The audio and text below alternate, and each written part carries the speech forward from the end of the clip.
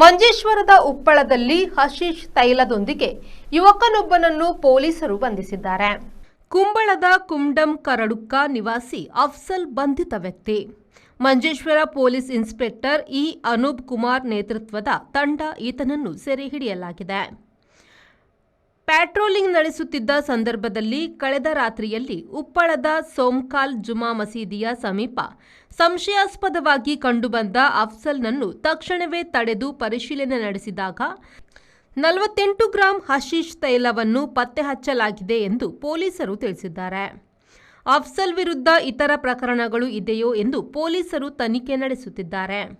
ಗಾಂಜಾ, MDMA ನಂತರ ಈಗ ಹಶೀಶ್ ತೈಲದಂತಹ ಮಾದಕ ವಸ್ತುಗಳ ಪತ್ತೆಯಾಗಿದ್ದು, ಯುವಕರ ಮಧ್ಯೆ ಲಹರಿ ಬಳಸುವ ಪ್ರಮಾಣ ಹೆಚ್ಚುತ್ತಿರುವುದರ ಬಗ್ಗೆ ಸೂಚನೆಯನ್ನು ನೀಡುತ್ತಿದೆ. ಈ ಹಿನ್ನೆಲೆಯಲ್ಲಿ ಪೊಲೀಸರು ನಗರ ಮತ್ತು ಗ್ರಾಮೀಣ ಪ್ರದೇಶಗಳಲ್ಲಿ ನಿಗಾ ವಹಿಸುವುದರ ಜೊತೆಗೆ ವಾಹನ ತಪಾಸಣೆಯನ್ನು ಕೂಡ ತೀವ್ರಗೊಳಿಸಿದ್ದಾರೆ. ಶಾಲಾ ಕಾಲೇಜು ಪ್ರದೇಶಗಳಲ್ಲೂ ಪೊಲೀಸರ ನಿಗಾ ಹೆಚ್ಚಿಸಲಾಗಿದೆ. ರೆಹಮಾನುದ್ದಿ ಅವರ ವಿ4 ನ್ಯೂಸ್ ಮಂಜೇಶ್ವರ.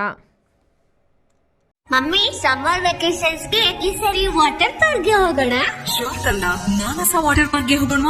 ಈಗ ಹಿರಿಯರಿಂದ ಕಿರಿಯರವರೆಗೆ ಸಿಂಗಲ್ಸ್ ಅಥವಾ ಫ್ಯಾಮಿಲಿ ಅನ್ಲಿಮಿಟೆಡ್ ವಾಟರ್ ಗೇಮ್ಸ್ ಹಾಗೆ ಸಂಜೆ ಮೇಲೆ ರೈನ್ ಡ್ಯಾನ್ಸ್ ಮತ್ತು ಮ್ಯೂಸಿಕಲ್ ಫೌಂಟೇನ್. ಕರಾವಳಿ ಕರ್ನಾಟಕದ ಬೃಹತ್ water park Manasa water park, Pilikula, Mangaluru. Visit www.manasawaterpark.com.